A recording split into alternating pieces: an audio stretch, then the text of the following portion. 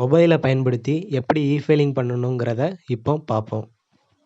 நம்ம என்ன டாக்குமெண்டெல்லாம் அப்லோட் பண்ண போகிறோமோ அந்த டாக்குமெண்ட்டை ஃபுல்லாத்தையும் டாக்குமெண்ட் ஸ்கேனருங்கிற ஆப் மூலமாக பிடிஎஃபாக மாற்ற போகிறோம். கோர்ட்டில் எந்த டாக்குமெண்ட்டை கொடுத்தாலும், அதாவது ஆன்லைனில் அப்லோட் பண்ணும்போது அது சாதாரண பிடிஎஃபாக இல்லாமல் சர்ச்சபிள் பிடிஎஃபாக இருக்கணும்னு சொல்லியிருக்காங்க. அதனால் நம்ம இந்த டாக்குமெண்ட் ஸ்கேனருங்கிற ஆப்பை பயன்படுத்தி எப்படி சர்ச்சபிள் பிடிஎஃபாக மாற்றுதோம், அதை எப்படி அப்லோட் பண்ணுறோங்கிறத இப்போ பார்ப்போம். ஃபஸ்ட்டு டாக்குமெண்ட் ஸ்கேனருங்கிற ஆப்பை ஓப்பன் பண்ணுங்கள். ப்ளஸ் ஐக்கானை கிளிக் பண்ணுங்கள். இம்போர்ட் கேலரியை கிளிக் பண்ணுங்கள். நீங்கள் ஆல்ரெடி எடுத்த ஃபோட்டோ ஃபுல்லாக ஷோ ஆகும்.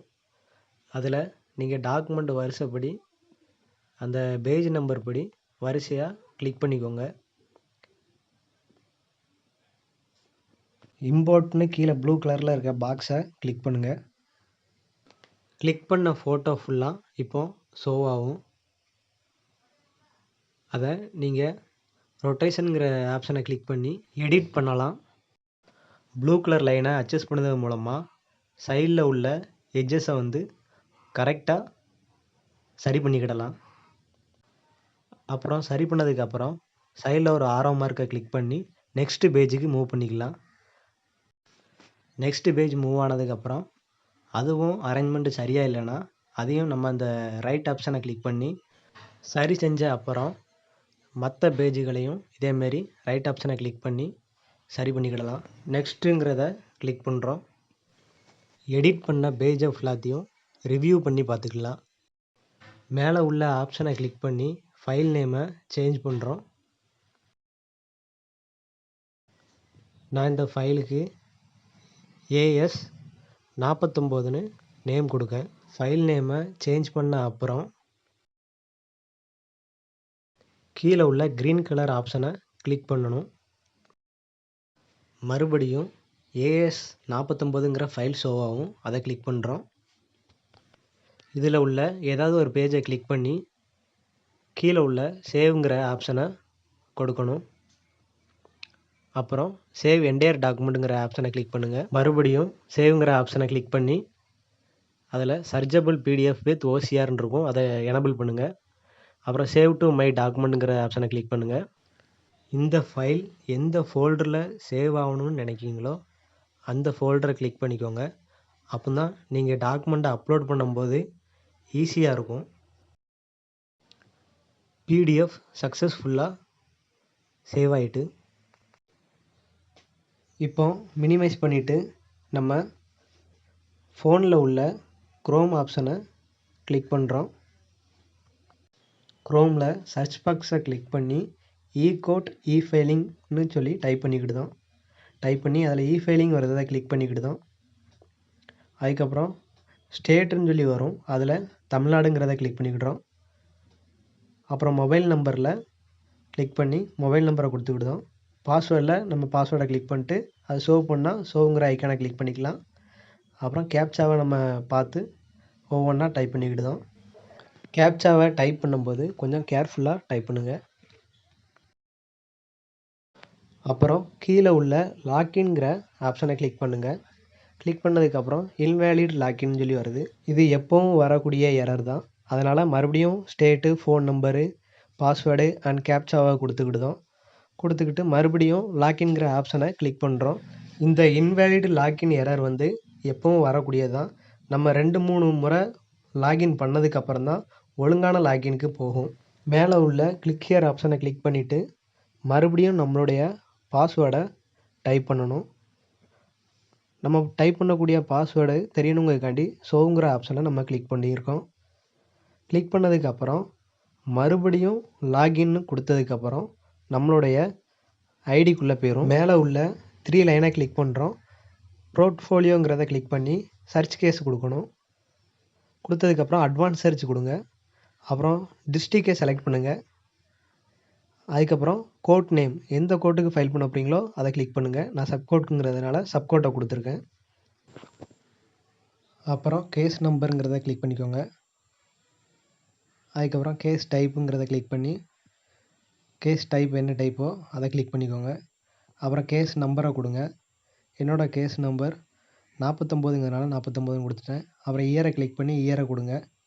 அதுக்கப்புறம் கோன்னு சொல்லி கொடுத்துருங்க. அதுக்கப்புறம் கீழே அந்த கேஸோட டீட்டெயில்ஸ் வரும், அதை கிளிக் பண்ணிக்கோங்க. கீழே ஸ்க்ரோல் பண்ணிங்கன்னா ஆட் கேஸுன்னு சொல்லி இருக்கும், அந்த ஆட் கேஸை கிளிக் பண்ணிக்கோங்க. கிளிக் பண்ணதுக்கப்புறம் அந்த பாப்பப் வரும், அதை க்ளோஸ் பண்ணிக்கோங்க. மை கிளைண்ட்டுங்கிறத கிளிக் பண்ணி நீங்கள் யாருக்காக வக்காலத்து போட்டிருக்கீங்க, அப்ளண்ட்டுக்காண்டியா ரெஸ்பாண்டண்ட்டுக்காண்டியாங்கிறத கிளிக் பண்ணிக்கோங்க. நாங்கள் அப்ளண்ட்டுங்கிறதுனால அப்ளண்ட்டை கிளிக் பண்ணிட்டு யாருக்காகலாம் வாரோங்கிறத அந்த ப்ளூ டிக் பாக்ஸில் நாங்கள் கிளிக் பண்ணிவிட்டு பார்ட்டியோட ஃபோன் நம்பர் இல்லைனா உங்கள் அட்வொகேட் உங்கள் ஃபோன் நம்பரையே டைப் பண்ணிக்கோங்க. இப்படி ஃபோன் நம்பரை ஒழுங்காக ஒவ்வொரு பார்ட்டிக்கும் இண்டிவிஜுவலாக டைப் பண்ணால் மட்டும்தான் மை கிளைண்ட்டுங்கிறதுல ஆட் பண்ண முடியும். நம்ம யாருக்காகலாம் வக்காலத்து போட்டிருக்கோமோ அந்த நேமுக்கு நேராக ஃபோன் நம்பரை டைப் பண்ணி சப்மிட் கொடுத்துக்கோங்க.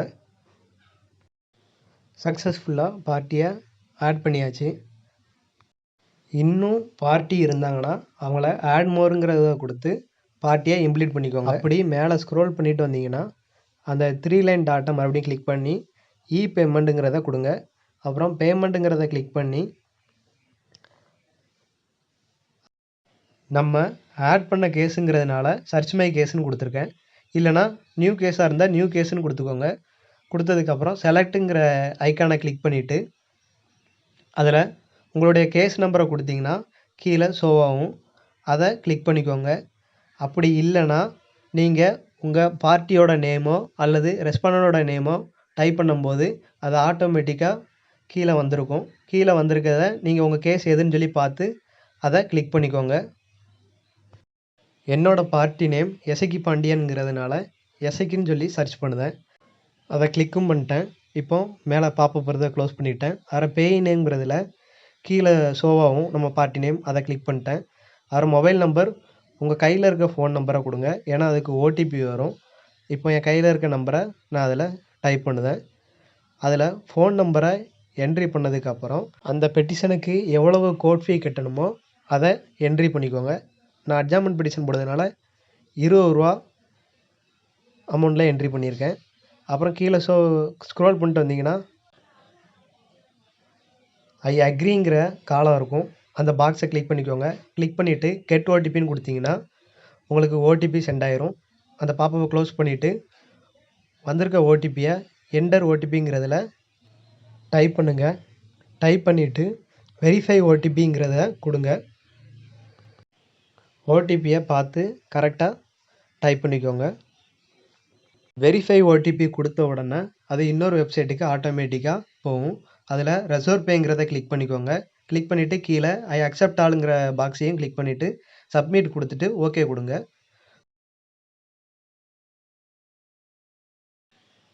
கொஞ்சம் ப்ராசஸ் ஆகிட்டு அது நெக்ஸ்ட் ஸ்டெப்புக்கு போகும். அப்போ போகும்போது நீங்கள் அதில் ஜிபேன்னு சொல்லி இருக்கும், அதை கிளிக் பண்ணிக்கோங்க. கிளிக் பண்ணிவிட்டு கண்டினியூ பேங்கிறத கொடுங்க. கண்டினியூ பே கொடுத்ததுக்கப்புறம் அது ஆட்டோமேட்டிக்காக ஜிபேக்கு போகும். ஜிபேக்கு போனோன்னா உங்களுடைய பாஸ்வேர்டை கொடுத்து பேங்கிறத கிளிக் பண்ணி பேமெண்ட் பண்ணுங்கள். பண்ணதுக்கப்புறம் இப்படி தான் ப்ராசஸ் ஆகும். நீங்கள் எதுவுமே பண்ணிடக்கூடாது, அப்படியே வெயிட் பண்ணி பார்த்துக்கிட்டே இருக்கணும். பார்த்துக்கிட்டே இருக்கும்போது எந்த சர்ச்சுமே பண்ணிடக்கூடாது, ரெஃப்ரெஷும் எதுவுமே பண்ணிடக்கூடாது. பண்ணாமல் அப்படியே பார்த்துக்கிட்டே இருந்தீங்கன்னா ஆட்டோமேட்டிக்காக உங்களுக்கு அந்த ரெசிப்ட் வந்துடும். பிரிண்ட் அக்னாலஜ்மெண்ட்டுங்கிறத நீங்கள் கிளிக் பண்ணுங்கள். கிளிக் பண்ண உடனே அது உங்கள் ஸ்டோரேஜில் ஸ்டோர் ஆயிரும். நீங்கள் அதை வியூ பண்ணி பார்த்துக்கிடலாம். நீங்கள் உங்களுக்கு கட்டின கோட் ஃபீ உங்களுக்கு பிடிஎஃபாக டவுன்லோட் ஆகிருக்கும். மேலே உள்ள 3 லைன் டாட்டை கிளிக் பண்ணிக்கோங்க. கிளிக் பண்ணதுக்கப்புறம் ப்ளீடிங்ஸுங்கிறத கிளிக் பண்ணுங்கள். மறுபடியும் அந்த ப்ளீடிங்ஸ் கிளிக் பண்ணதுக்கப்புறம் அதில் ஒரு ப்ளீடிங்ஸ்னு வரும், அதை கிளிக் பண்ணுங்கள். அதை கிளிக் பண்ணதுக்கப்புறம் ஆட்டோமேட்டிக்காக போகும். நம்ம ஆட் கேஸுங்கிறதுனால சர்ச் மை கேஸுன்னு கொடுத்துருக்கேன். நியூ கேஸாக இருந்தால் நியூ கேஸுன்னு கொடுங்க. கொடுத்துட்டு நீங்கள் உங்கள் பார்ட்டி நேம் அல்லது கேஸ் நம்பரை சர்ச் பண்ணுங்கள். சர்ச் பண்ணும்போது கீழே லைட்டாக ஸ்லோ ஆகும். அது ஷோ ஆகுறத இப்போ இங்கே பாருங்கள், AS 49/2024ன்னு ஷோ ஆகுது. அதை கிளிக் பண்ணிக்கிட்டேன். கிளிக் பண்ணிவிட்டு நீங்கள் யாருக்கெல்லாம் கிளைண்ட்டாக வரீங்களோ அதெல்லாம் கிளிக் பண்ணிக்கோங்க. அந்த ப்ளூ பாக்ஸில் கிளிக் பண்ணிவிட்டு ஃபைல் நேம் நீங்கள் இப்போ என்ன பெட்டிஷன் போட போகிறீங்க அப்படிங்கிறத நீங்கள் இதில் டைப் பண்ணணும். நம்ம போடக்கூடிய பெட்டிஷன் அட்ஜாமெண்ட் பெட்டிஷனுங்கிறதுனால அட்ஜாமெண்ட்டுன்னு சொல்லி டைப் பண்ணிக்கிட்டேன். டைப் பண்ணிவிட்டு அதுக்கு கீழே சூஸ் ஃபைல்னு சொல்லி இருக்கும், அதை கிளிக் பண்ணிக்கோங்க. அதை கிளிக் பண்ண உடனே கீழே ஒரு பாப்அப் ஷோ ஆகும். அதில் ஃபைல்ஸுங்கிறத கிளிக் பண்ணிக்கோங்க. கிளிக் பண்ணிவிட்டு நம்ம அப்போலாம் டாக்குமெண்ட் ஸ்கேனர் மூலமாக ஸ்கேன் பண்ண பிடிஎஃப் ஃபைல் எந்த ஃபோல்டரில் இருக்கோ அந்த ஃபோல்டரை சர்ச் பண்ணுங்கள்.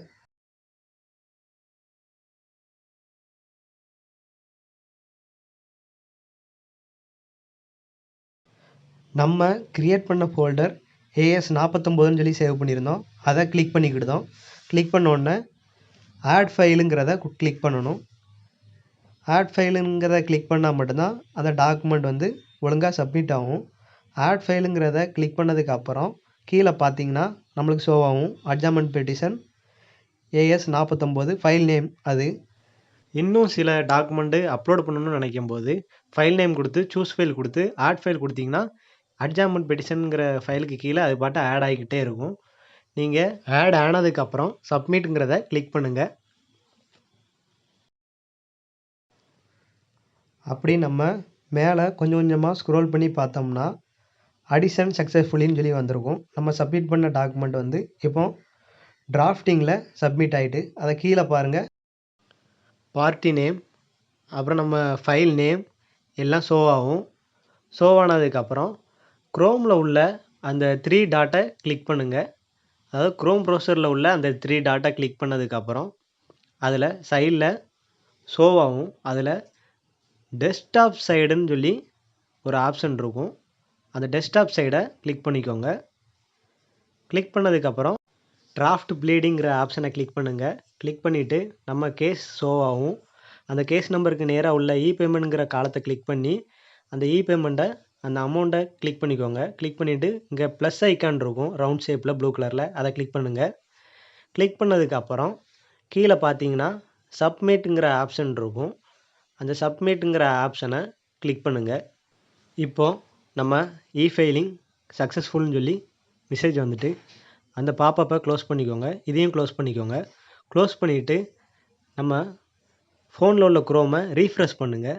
ரீஃப்ரெஷ் பண்ணும்போது கம்ப்ளீட் ப்ளீடிங்ஸ்லங்கிறதில் நம்மளோட கேஸ் வந்து இம்ப்ளீட் ஆயிரும். நீங்கள் அதில் போய் ஓப்பன் பண்ணி பார்த்துக்கலாம். நம்மளோட பார்ட்டி நேமும் நம்ம கேஸ் நம்பரும் அதில் ஷோ ஆகும். ஷோ ஆகும்போது இதுதான் கன்ஃபார்ம், அதாவது நம்ம இஃபைலிங் சக்ஸஸ்ஃபுல்லாக முடிஞ்சிட்டுங்கிறது இதுதான். இதில் நீங்கள் வியூ டாக்குமெண்ட்டு கொடுத்து நம்ம அப்லோட் பண்ண டாக்குமெண்ட்டையும் நீங்கள் ஷோ பண்ணி பார்த்துக்கலாம்.